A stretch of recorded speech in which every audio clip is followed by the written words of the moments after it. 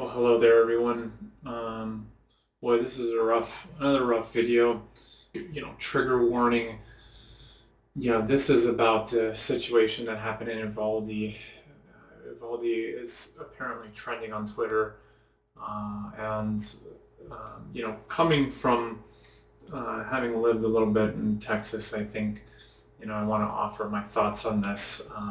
Of course, the media. What strikes me off the bat is the fact that the media is so tremendously biased towards the negative.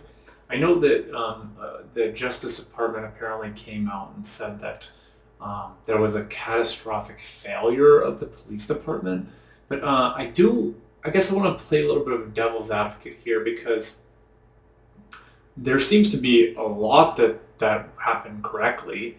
And of course, the media really doesn't focus on that. If you search Uvalde or Texas or shooting, I've actually been trying to look for the response time of the Uvalde Police Department, and I can't even find it because all that happens when you search Uvalde and police right now is that you get what a catastrophic failure it was. And I mean, I do have to agree. I mean, it seems like there was a lot of time that elapsed. There was over an hour.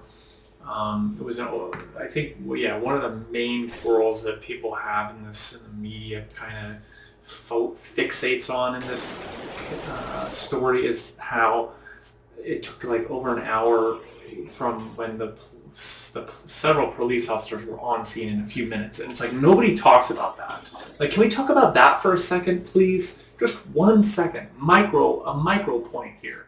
Okay, so over on the West Coast, if you call the police, it better be because someone's burning your house down or actively trying to, beat down your door, or is shooting, is sitting in front of your house, shooting through it.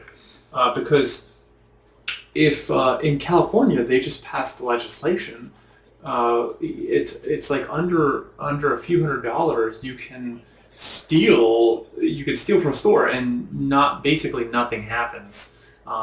Not to mention the police response time is, I guarantee you, much longer than 3 minutes, which is what, it only took 3 minutes for the Uvalde police to be on scene.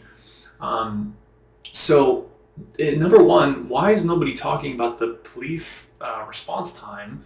And then number two, what exactly do people want? I mean, are the police? When you first get on the scene, you gotta think about this. But within minutes of arriving inside the school, officials on scene transitioned from treating the scene as an active shooter situation to treating the shooter as a barricaded subject. Within the first 3 minutes of the attack, there were at least 9 officers in the hallway.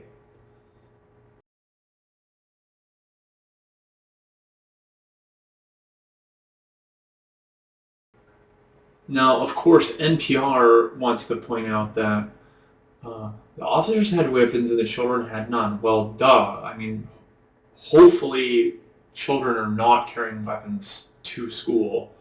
He's inside the school shooting at the kids! As the gunman fires off dozens of rounds and more than an hour since the massacre started, Uvalde County 911. There's somebody banging at my school. more desperate calls are made from inside the school, including one from 10-year-old Chloe Torres, begging for help from officers standing on the other side of the wall. She survived the attack. Can you tell the police to go? One of these news outlets wanted to fixate on the fact that an officer checked his phone during, a couple of officers actually checked their phone when they were waiting. It's like, bro, do you think maybe they're getting directions or something from the command about the situation and what they should do? Like, there's 1,000,001 things you can do on your phone, man. Checking your phone to see what, if there's any updates or like if there's any communication. I mean, that's what the media is blaming for this whole situation that happened. is a failure of communication and organization. It's like, okay, bro, well then what do you want to do? Shout at each other? Or can I check my cell phone maybe to see if my captain is telling me what to do? And one guy in the back with a body armor, he doesn't even look like he's carrying a weapon. And there's, mind you, like, look at the clip, dude. There's like 20 or 30 officers in the hallway in front of this guy. And the media wants to pick at this one guy that goes over and like sanitizes his hands. Like, okay, I understand. There's an active shooter somewhere in the building. Maybe you're going to get COVID. Maybe you want to clean your hands, okay? Or maybe you touch something dirty. Why? What? Why? Who cares? Clearly there's enough officers there, and he's, maybe he's a little checked out. I mean, I wouldn't be putting sanitizer in my hands. I wouldn't care if my hands got a little dirty. I mean, there's a shooter in the building, and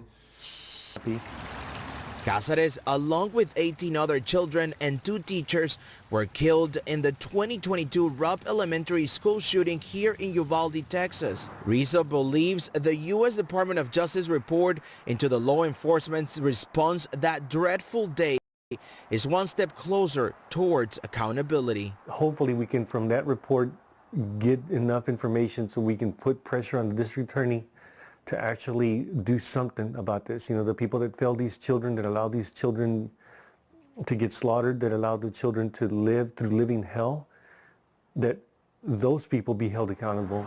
And the police treated this situation as a barricade rather than an active shooter, which is why they more so stood their ground instead of invaded. But I mean, like, what do people expect? That, like, when you're in this situation, you have no idea what's going on. I mean, you have to take some time to think and come up with a response or a plan, right? I mean, I know I rather agree that 70, over an hour is quite long to come up with a plan, but I mean, it's not as if you can just charge. Are they expected to just charge into the room and like start spraying their weapons? I mean, do they even know? Like, how do you even know who's the shooter? I guess it's just you pick the guy with the gun in the hand and then you shoot him. I mean, I'm obviously not a police officer, but it's incredible to me how negative the media is circling this. There was apparently confusion as well as whether or not the classroom was unlocked. In this NPR article that I'm reading, there appears to have been confusion about whether or not the door was locked. And so, I mean, at that point, I don't know. Maybe you just shoot through the door. They were expecting these officers to just shoot the door down. Come on.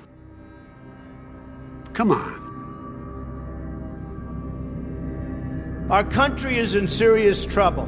Quarantine. Hey, go ahead and smash that like button if you're staying safe in quarantine. Go ahead and smash that like button real quick if you're together, if you're in it with us together. Come on. Do me a quick favor, go ahead and smush that like button if you don't want to do any more Zooms. Go ahead and stamp that light fixture if you've pretty much only been eating Nutri-Grain bars. Why don't you do me a solid? Go ahead and smash that like button if you started naming all the doors in your apartment. Down the door, Dave the door, Dylan the door, Derek the door. Real quick, if you could smoosh that model, if you think that there might be something. Come on.